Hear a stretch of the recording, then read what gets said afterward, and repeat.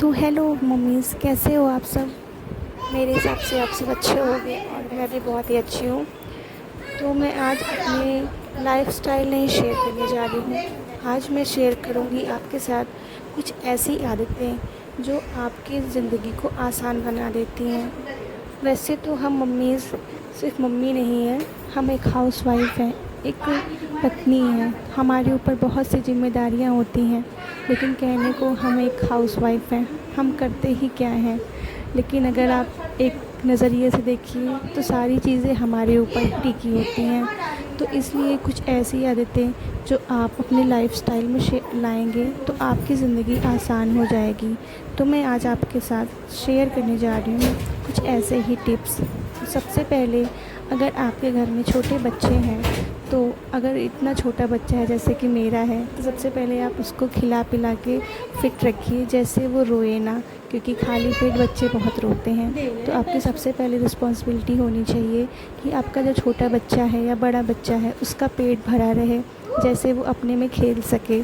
उसके आसपास आप खिलौने रखिए। खिलौने मोबाइल से बचाने के लिए आप उनको आटा दे दीजिए, आटे के साथ वो बहुत खेलते हैं। थोड़ा घर गंदा होगा लेकिन कोई दिक्कत नहीं है, उनकी आँख तो सेफ़ रहेगी। और कुछ टिप्स ऐसे हैं जो आप अपने लिए भी फॉलो करिए। नहाने के बाद कुछ मम्मीज़ क्या करती हैं कि अपने बालों को कॉम्ब नहीं करती, कंघी नहीं करती हैं, उनके बाल ऐसे ही बने रह जाते हैं।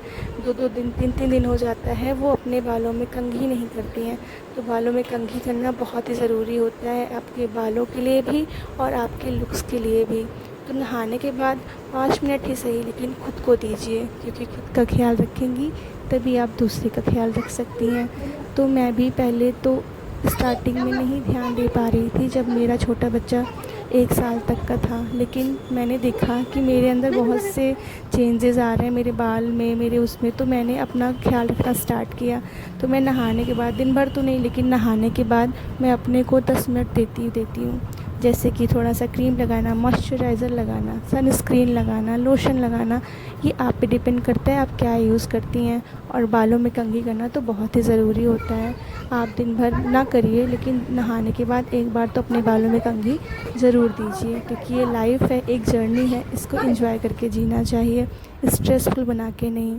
कुछ आदतें जो बाथरूम से रिलेटेड होती हैं, जैसे कि हम जब भी बाथरूम से निकलें तो अपने बाथरूम को क्लीन करके निकलें।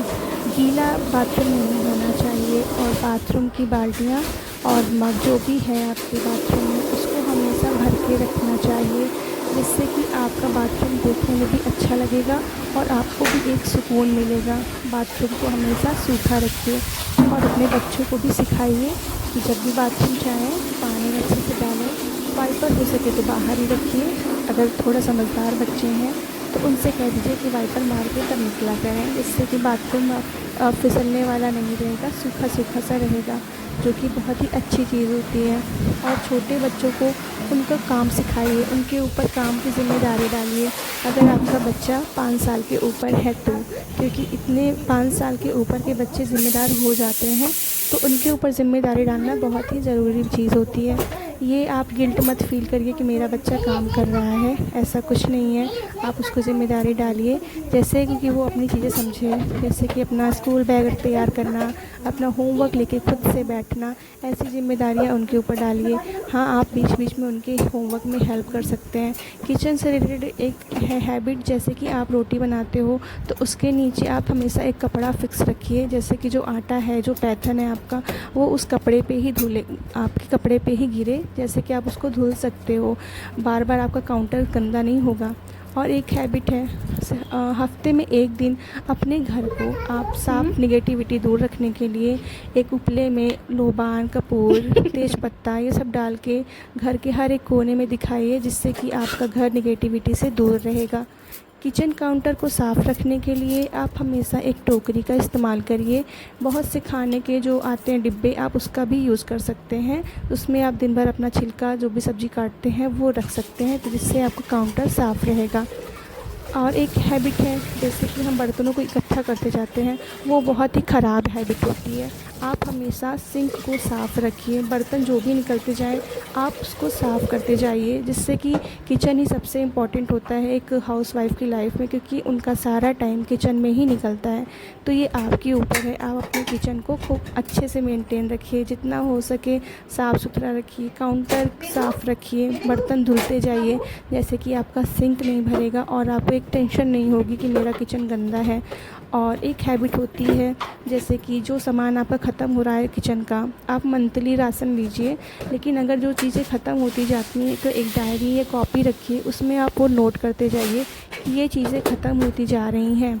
जैसे कि आपको ये टेंशन नहीं रहेगी कि मुझे लिखना है, लास्ट में आप भूल जाते हैं कि मुझे क्या लेना है, तो वो आप नोट करते जाएंगे, तो ये आपके लिए थोड़ा सा आसान हो जाएगा ज़िंदगी में, कि आपके लिए कि राशन ख़त्म हो रहा है, ये ख़त्म हो रहा है, आप नोट किए रहेंगे तो आप लास्ट में महीने के स्टार्टिंग में आप ले सकते हैं। इससे आप भूलेंगे नहीं कि आपके किचन में क्या है क्या नहीं है।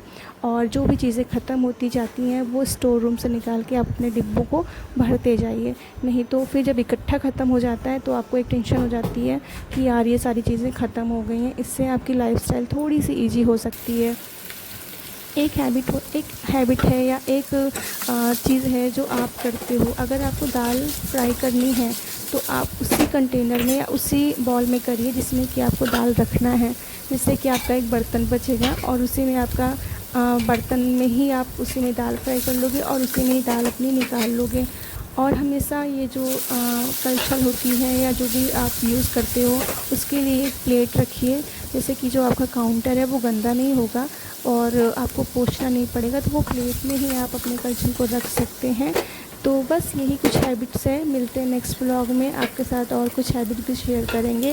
कैसा लगा मेरा व्लॉग प्लीज़ बताइएगा और प्लीज़ अपना ध्यान रखिए, क्योंकि आप फिट रहेंगे तभी आप अपने घर का ध्यान रख सकते हैं। Thanks for watching. और कुछ भी गलती लगी हो तो आप प्लीज़ मुझे कमेंट में बताइए कि आपको मेरा ब्लॉग कैसा लगा, ऐसे वीडियो और चाहिए कि नहीं चाहिए। और ख़ुद को मोटिवेट रखिए, लाइफ छोटी सी है, उसको खूब अच्छे से एंजॉय करके आप जियो। मिलते हैं नेक्स्ट ब्लॉग में, तब तक के लिए बाय बाय, नमस्ते।